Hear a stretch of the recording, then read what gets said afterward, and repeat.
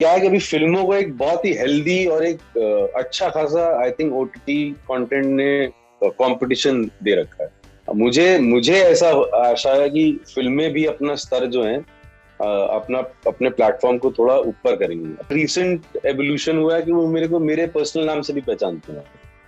तो वो एक बड़ा रीअश्योरिंग चीज होती है कि you must be doing something right. कुछ लोगों के ओपिनियंस आते हैं कि तुम क्राइम के ही काम करते हो, तुमको नहीं करना चाहिए, नहीं करना, तो वो उनके ओपिनियंस हैं। अब उनके ओपिनियन से तो मेरी जिंदगी चल नहीं सकती है, तो ना मेरे ओपिनियन से उनकी चल सकती है।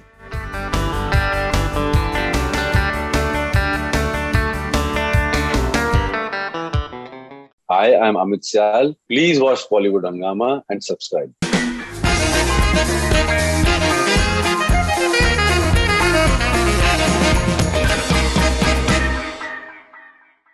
So we have with us Amit Syal and एक कोट में आपका पढ़ रहा था Amit ji, I won't do anything that sidelines me anymore. So you seem to be very very sure कि अभी आप कोई भी ऐसा काम नहीं करेंगे जहां पर आपका सही इस्तेमाल नहीं हो रहा। यार मतलब एक इतने सालों मेहनत करने के बाद एक मुकाम आपको मिलता है, आपकी मेहनत का फल मिलता है। अभी फिर ऐसा काम क्यों किया जाए जिसके अंदर कि ना तो आप कुछ एक्सप्लोर कर सकते हो, ना कुछ कुछ कोशिश कर सकते हो एक्सप्लोर करने की, ना उससे आपको कुछ वापस मिलता है। क्योंकि एक्टिंग मेरे लिए बड़ी कैथार्टिक चीज है, और अगर मैं वो कैथारसिस के मोशन को पा ही नहीं पाऊं किसी काम से, तो कोई इट्स पॉइंटलेस डूइंग इट। आपने ये भी कहा है कि दैट आज के टाइम पे I can afford not to do projects that sideline me. या थोड़ी कंफर्टेबल हो गई है यार टच वुड, यू नो, थोड़ा since and I really need to thank OTT platforms for this and my audiences. और देखिए हुआ यही है कि एक कुछ कुछ एक नॉट कि मतलब स्क्रीन लेंथ कुछ होता है बहुत नेसेसरली, बट क्या है कि स्क्रीन पे आपको अगर इनफ टाइम मिले, जो कि ऑब्वियसली स्क्रिप्ट से आपको मिल रहा है स्क्रीन पे टाइम, तो आपके पास कुछ करके दिखाने का मौका होता है, और वो लोगों तक पहुंचता है। और उस वही मौका पाने के लिए हम लोग इतनी मेहनत करते हैं, इतनी स्ट्रगल करते हैं जिंदगी भर। तो अभी आई थिंक वो मौके मुझे फॉर्चुनेटली मिल रहे हैं, और अच्छे मौके मिल रहे हैं, और मैं उनको एक्सप्लॉइट कर रहा हूँ अपने अपने बेनिफिट के लिए, अपने इवॉल्वमेंट के लिए as a person, as an actor. तो क्या है कि वो लाइफ थोड़ी सी कंफर्टेबल हो जाती है। जिन चीजों के लिए आप पहले स्ट्रगल करते थे, अब वो उतनी स्ट्रगल उनके लिए नहीं करनी पड़ती है। तो it's actually making space for another form of struggle, you know, to next what, evolve into what. So focus has become that rather than, you know, meeting your daily necessities, requirements and all this. Definitely, and interestingly हुआ क्या है 2020 में specially pandemic की वजह से पूरा एकदम बिल्कुल इक्वेशन जो है वो एक बिल्कुल ही चेंज हो गई है। जो सुपरस्टार्स निकल के आए हैं वो ओटीटी प्लेटफॉर्म से निकल के आए हैं, वो एक्टर्स सुपरस्टार्स बन गए हैं जिनको कि अगर वो फिल्मों में अगर होते थे तो शायद उनके प्रमोशंस का शायद वो पार्ट भी नहीं होते। एंड सडनली, मतलब ये तो मैंने खुद एक्सपीरियंस किया है हमारे इंटरव्यूज में कि किस तरीके से रसिका दुग्गल, पंकज त्रिपाठी और दिव्येंदु, इनके इंटरव्यूज का रिस्पांस इतना जबरदस्त मिला है कि that it was absolutely baffling. और काफी बड़े स्टार्स जो कि उनकी फिल्में रिलीज हुई लेकिन शायद उतना उनका रिस्पांस नहीं मिला। आपका ये भी मानना है कि फिल्मों में आज के टाइम पे उतना एक्सपेरिमेंटल या फिर अलग किस्म का काम नहीं हो रहा है जितना कि ओटीटी प्लेटफॉर्म पे? ये वो सच है। ऐसा नहीं है कि नहीं हो रहा है अलग, बट बहुत ही एक नीश लोग हैं जो वो कर रहे हैं काम। जैसे कि आप आयुष्मान खुराना की फिल्में देखेंगे तो वो बहुत ही अलग कंटेंट ड्रिवन फिल्में करते हैं। बहुत ही चटपटी कहानियां होती हैं, इंटरेस्टिंग कहानियां होती हैं, रन ऑफ द मिल नहीं होती हैं। राजकुमार राव भी बहुत ट्राई करते रहते हैं अलग अलग चीजें करने का। तो वो जितने भी वो लोग विंग्स में वेट कर रहे थे, उनको को अपॉर्चुनिटी मिला, उन लोगों को एक पाथ मिला, वो उस पर चले, और वो आपके सामने है। और क्योंकि कुछ इस पे वो सब नहीं था अभी तक, तो अभी तो बातें शुरू हो गई हैं सेंसरशिप की। तो बहुत ज्यादा ब्रेव कंटेंट लोगों ने बनाना शुरू किया, और आई थिंक ये सारा का सारा सिलसिला ही इनसाइड एज से शुरू हुआ है, जिसका भी पार्ट था मैं। तो तो आई थिंक वो क्या है कि आप एक आदमी ब्रवाडो दिखाता है तो फिर एक बाकी लोगों को भी एक बड़ा अच्छा पुश मिलता है, तो वो लोग भी सब फोर फ्रंट पे आए। तो एक क्या है कि अभी फिल्मों को एक बहुत ही हेल्दी और एक अच्छा खासा आई थिंक ओटीटी कंटेंट ने कंपटीशन दे रखा है। मुझे मुझे ऐसा आशा है कि फिल्में भी अपना स्तर जो है अपना अपने प्लेटफॉर्म को थोड़ा ऊपर करेंगी, अपने स्तर को लेवल को थोड़ा ऊपर करेंगी। तो I right. Think both these places will have a tennis match like a bouncing effect, and they'll bounce off each other, and these are very interesting time. Let's see where it goes. जैसे मैंने पहले भी आपसे जिक्र किया कि जो एक स्टारडम का कॉन्सेप्ट जो है बहुत हद तक चेंज हो रहा है, और जो एक्टर्स हैं उनको एक बहुत ज्यादा उनकी उनकी पहचान हो रही है, उनकी कदर हो रही है, and people are recognising them in many cases. जैसे आपका रेड में आपका बहुत बेहतरीन परफॉर्मेंस आपका था, लेकिन अभी जैसे 2020 में आपका जैसे फॉर एग्जांपल मिर्जापुर में जिस तरीके से आपको एक रिस्पॉन्स मिलता है, या फिर आपको अ सिंपल मर्डर में जिस तरीके से आपको रिस्पॉन्स मिलता है, या फिर काठमांडू में आपको एक जो एक वो है, या फिर इनसाइड एज में जो एक आपको रिस्पॉन्स मिला है, that takes you into an another league all together, you know that there we are getting to know Amit Sial, we are talking about Amit Sial पर से। बहुत से लोग शायद जिन्होंने रेड देखी हो, बहुत से लोगों को शायद नाम भी, एक्टर का नाम नहीं पता हो। ये बड़ा दिलचस्प सा एक चेंज आया है, you know, you are the face in a way of Maharani. मैंने एक्चुअली अभी आपने बोला है तो मैंने कुछ मेरे दिमाग में कुछ मुझे समझ में आया कि हाँ ये बात सच है, ये चेंज आया है। मैं ज्यादा इन चीजों के बारे में सोचता नहीं, बस मेरा काम से मतलब है। बट या इट्स अ ग्रेट ऑब्जर्वेशन कि पहले लोग मुझे अगर पहचान भी लेते तो कैरेक्टर के नाम से पहचानते थे। अभी अभी एक रीसेंट एवोल्यूशन हुआ है कि वो मेरे को मेरे पर्सनल नाम से भी पहचानते हैं। तो वो एक बड़ा रीअश्योरिंग चीज होती है कि you must be doing something right, and that's exactly what I want to continue to do so. कि और पॉइंट ये है यार कि आई थिंक ऑडियंसेस जो है ना वो जुड़ती तो आपके कैरेक्टर से ही जो आप प्ले कर रहे होते हो। इट्स ऑल्सो अबाउट कि how frequently you are visible. तो अभी अभी I am much more frequently visible than I was ever before, so I think that is also playing in my favour these days. Definitely. And आपने MBA किया है Australia से? मैंने MIB course में दाखिला लिया था, मास्टर्स इन इंटरनेशनल बिजनेस। तो थीसिस तक तो मैं पहुंच नहीं पाया, मुझसे हुआ नहीं हुआ। तो वहां पे गया, वो कुछ 25,000 वर्ड की थीसिस लिखनी होती है, और वो वहां तक मैं कर नहीं पाया। मैं I went there, I was very young, I was 21, I came back when I was 25। तो मैंने बड़ी अच्छी वेल बैलेंस्ड आउट लाइफ जी, वहां पे पढ़ाई भी करी, मौज भी करी, अपना यूथ भी अच्छे से जिया। मैं थीसिस तक नहीं पहुंच पाया था। मैं मुझे पोस्ट ग्रेजुएट डिप्लोमा मिल गया, बट मास्टर्स नहीं दिया उन लोगों ने। तो हाँ मैंने किया है वो मेलबर्न से। यू नो बिकॉज ये एक थोड़ा सा एक लोगों के लिए जो आपके आपके जो कदर करते हैं, आपके जो चाहने वाले हैं, उनके लिए थोड़ा सा एक सरप्राइजिंग सी चीज होती है, बिकॉज आप इतने अर्ली कैरेक्टर्स आप प्ले करते हैं जो कि बिल्कुल एकदम जमीन से जुड़े हुए, और ऐसा लगता है कि आप वहीं आप हमेशा उन्हीं के साथ में आपका उठना बैठना रहा है। और यहाँ पर आप ऑस्ट्रेलिया में आपने एक जो एक फॉर्मेटिव ईयर्स बहुत हद तक होते हैं, तो वहां पर आपने वो गुजारे हैं। Obviously you get expose to a different culture, language and all that. So ये आपने कैसे अपने अंदर इनकलकेट किया in terms of getting that into that you know desi element of India too? Because I am a Desi guy. I was born and brought up in Kanpur, and I did my schooling there, and then I did my colleging in Delhi. और school में भी मैं लगातार dramatics में involve था, और college में भी मैं बैरी के साथ इन्वॉल्व था, उनका थिएटर एक्शन ग्रुप में। Not just as an actor, जो भी मुझे काम मिलता था मैं कर लेता था। मुझे वो वर्ल्ड बहुत अच्छा लगने लग गया था। फिर वो मॉम डैड का प्रेशर, पेरेंट्स का, फैमिली का कि तुम बर्बाद हो जाओगे, ये नाटक वाटक में कुछ लिख रखा है, कुछ कर लो, फॉल बैक प्लान बना लो। तो उस चक्कर में फिर Australia came into place. But the thing is that I after a certain age, you know, I've always loved the street. Like I've always liked being on the street with those street kids and, you know, doing street things. And बिना बताए घर से कहीं बाहर चले गए, 2-3 घंटे बाद घूम के आए, थोड़ी मार भी खा ली उस चक्कर में, फिर चले गए। तो मुझे हमेशा सड़क जो है बड़ा अट्रैक्ट करती है, सड़क के लोग और नॉर्मल लोग, रेगुलर लोग। तो मैं पता नहीं अपने आप ही था वो रुझान आया, probably it was in destiny कि मुझे वो अच्छा इसलिए लग रहा था ताकि मेरे काम में काम आ सके वो। तो ऑस्ट्रेलिया में भी मुझे मुझे मुझे बेसिकली रगेड लाइफ बड़ी अच्छी लगती है। तो मुझे ज्यादा कंफर्टेबल होने लगता हूँ तो मुझे उलझन होने लगती है।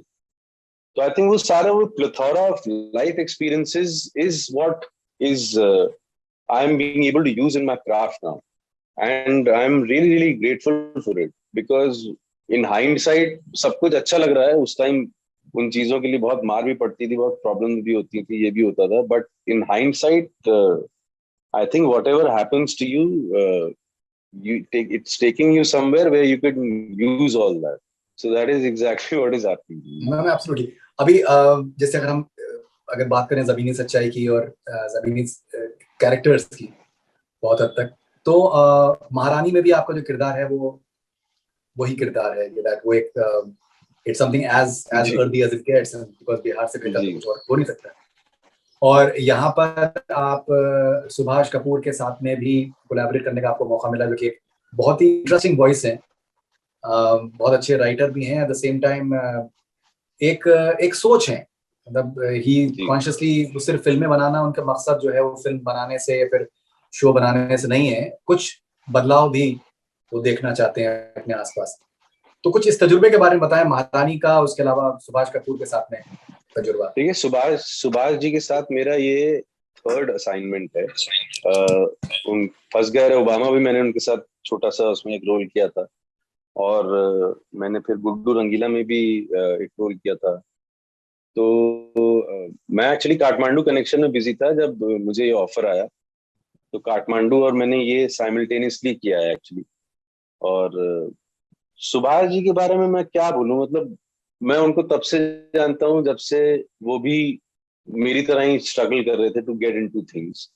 और और जैसे कि आपने बिल्कुल सही उनके बारे में बोला कि he is not one of those कि मतलब वो सिर्फ फिल्में बनाने के लिए फिल्म बना रहे हैं। तो he is got a voice inside him which wants to say something, and I think that will completely be reflected in what this show is about. And like even as preparation for preparation's sake, I didn't have to do much, because what I read, it was so depthful and so very well written, and every line had a very beautiful rhythm to it, and a very and hidden connotations to it, that reading between the lines was as important as reading the lines. तो उनके साथ लेकिन हमेशा ना कुछ भी काम करने में ये ये जो एस्पेक्ट है फिल्म मेकिंग का, क्राफ्ट का, ये उनके हर काम में देखने को मिलता है, और उनसे बहुत कुछ सीखने को मिलता है। और वो मतलब वो इतने एक्सपर्ट हैं कि कभी कभी जब वो डायरेक्ट करते थे तो मुझे ऐसा मन में आता था कि यार आप ही क्यों नहीं कर लेते, आपसे अच्छा कोई नहीं कर सकता ही। तो yeah, so it's been a delight to work with him, and I am looking forward to many more. And I think audiences, with the way this show has been put up, they should really really enjoy it. Now, अभी जैसे हम लोग एक चीज experience कर रहे हैं कि दैट कोई भी चीज अगर पॉलिटिक्स से रिलेटेड है तो उसमें एक बड़ा क्वेश्चन मार्क हो जाता है। एक्टर्स भी उनको कॉन्स्टेंटली क्वेश्चन किया जाता है कि आपके क्या इंटरेस्ट है, आपका पॉलिटिकल एफिलिएशन आपका क्या है, and which can be rather unsettling for a lot of people. Now महारानी में जैसे हमने देखा है कि दैट बहुत से लोगों का मानना है कि राबड़ी देवी की लाइफ के ऊपर कुछ हद तक बेस्ड है, आप लोग उसको डिनाई कर रहे हैं, लेकिन ऑब्वियसली बिहार पॉलिटिक्स है और ये सब चीजें, उसमें कुछ ना कुछ तो लोग शायद रियल लाइफ रेफरेंसेस तलाश ही कर लेंगे।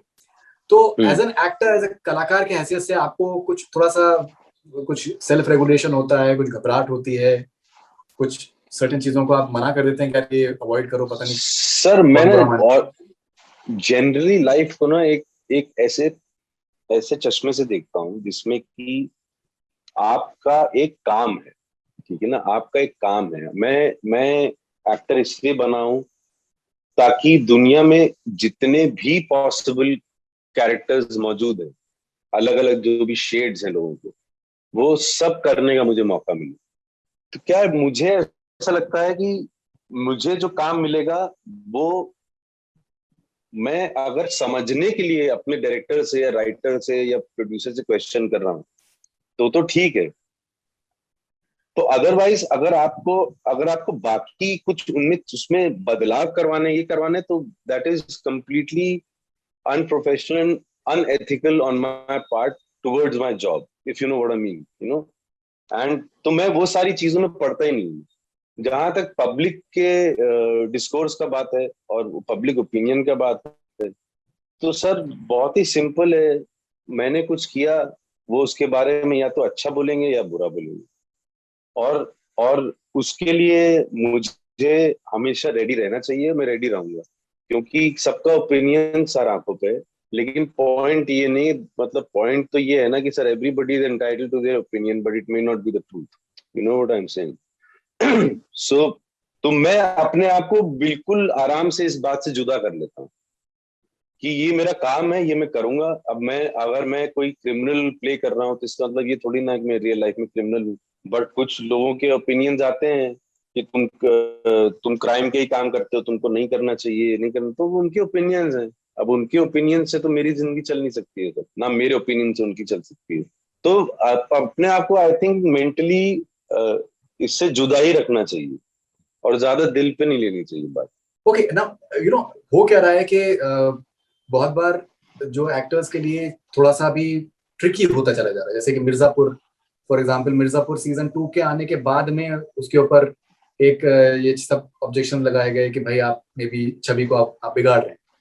तो अब वो एक बहुत ही रिलेटिव सी चीज हो जाती है। तो अब एज एन एक्टर, जैसे आपने भी एक पुलिस इंस्पेक्टर का उसमें रोल प्ले किया है जी मिर्जापुर में, तो वो एक बड़ा जी ट्रिकी चीज हो सकती है कि दैट आप उसको कह रहे हैं कि वो फिक्टिशियस चीज है, that can be tricky. And काफी एक्टर्स जो हैं, जो जिनसे मेरी बात हो रही, वो कह रहे हैं कि हम काफी सेल्फ रेगुलेट करते हैं अपने माइंड में, और कि कोई ऐसी चीज नहीं निकल जाए जो कि कहीं पकड़ ली जाए, या कुछ इसका कुछ अननेसेसरी में कुछ एक इशू बन जाए स्टोरी। 100% चलता है सर, सेल्फ रेगुलेशन हर शो में चलता है, हर काम में चलता है। अभी क्या है कि इतना आप अभी इतना इतना सोच के अगर हम बनाने लग गए तो फिर कुछ बन ही नहीं सकता, समझ रहे हो आप। फिर तो कोई ना कोई सेक्शन ऑफ सोसाइटी को कुछ ना कुछ अगर उठाना ही है उसमें से, तो वो आप कोई भी काम आप, मतलब जब से फिल्म मेकिंग चालू हुआ है दुनिया में, तो आप कोई भी चीज उठा लो उसमें से आप कुछ ना कुछ निकाल लोगे। तो उसका तो कोई इलाज ही नहीं है। वो तो यही है कि बस आप जितना सेल्फ रेगुलेट कर सकते हो। अब ऐसा तो हो नहीं सकता कि आप स्टोरी ही चेंज कर दो सेल्फ रेगुलेशन के चक्कर में। अरे भाई, कोई कोई अगर गुंडा है तो गुंडे जैसी ही बात करेगा, तो वो गुंडा ही नहीं होगा तो हीरो नहीं होगा, हीरो नहीं होगा तो गुंडा नहीं होगा, बाकी कैरेक्टर्स नहीं होंगे, तो फिर कहानी क्या बनेगी। तो मुझे लगता है कि ये क्या है, एक खिलौना आ गया ना हाथ में, ट्विटर वगैरह ये सब, और फटाक से न्यूज इधर से उधर चली जाती है। तो एक एक अनदर सेट ऑफ इवॉल्वमेंट चल रहा है टेक्नोलॉजिकली अभी। और सब क्या है, सब गुस्से में है, ऊपर से माहौल ऐसे चल रहा है कोविड का, लोगों के पास काम नहीं है, ये नहीं है, वो नहीं है। आई थिंक वो एक कलेक्टिव फ्रस्ट्रेशन है जो कभी कभी इन सब तरीकों से बाहर निकल आती है। Once we get more used to, you know, various kinds of content, and I think this, I am hopeful that this will settle down much more than what it is happening now. Okay now Amit ji, आपका you no मैं आपको honestly बता रहा हूँ, मैं बहुत से actors से हम लोग इंटरव्यूज करते हैं, लेकिन ये है कि मैं बहुत लुक फॉरवर्ड कर रहा था आपसे बात करने के लिए।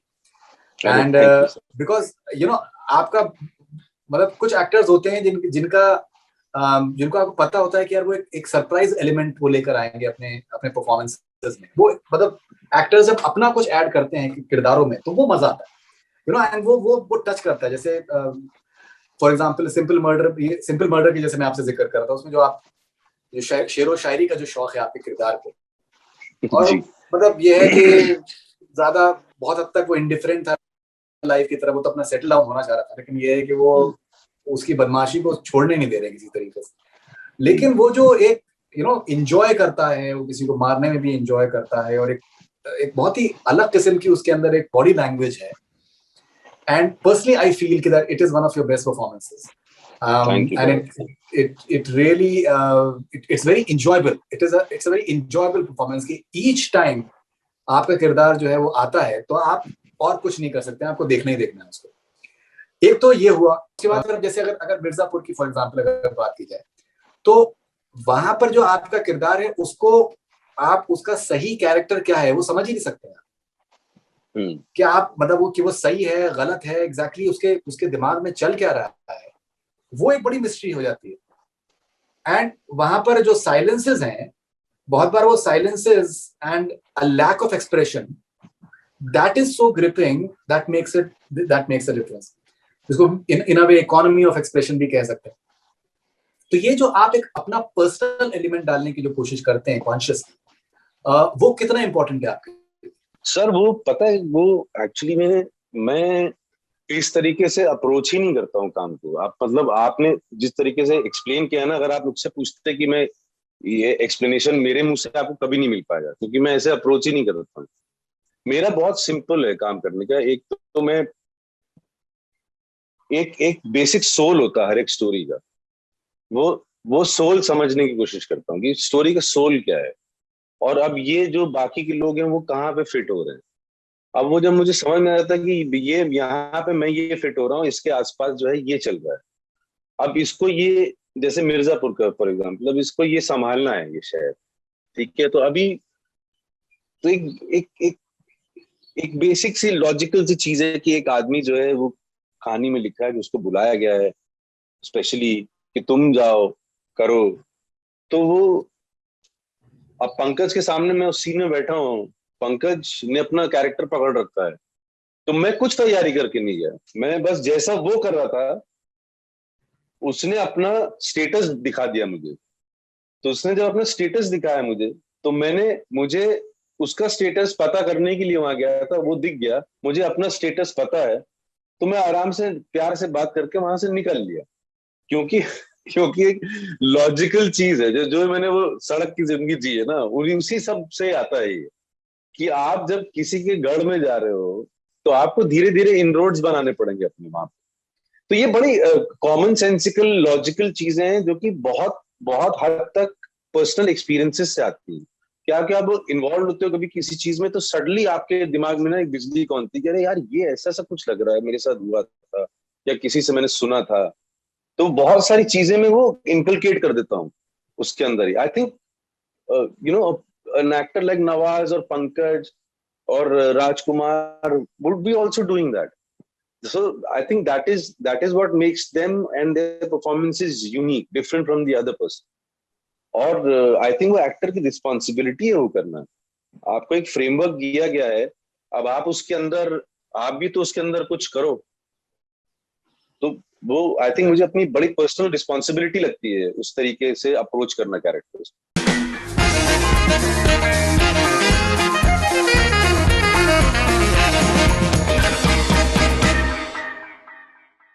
Hi, I'm Amit Syal. Please watch Bollywood Hungama and subscribe.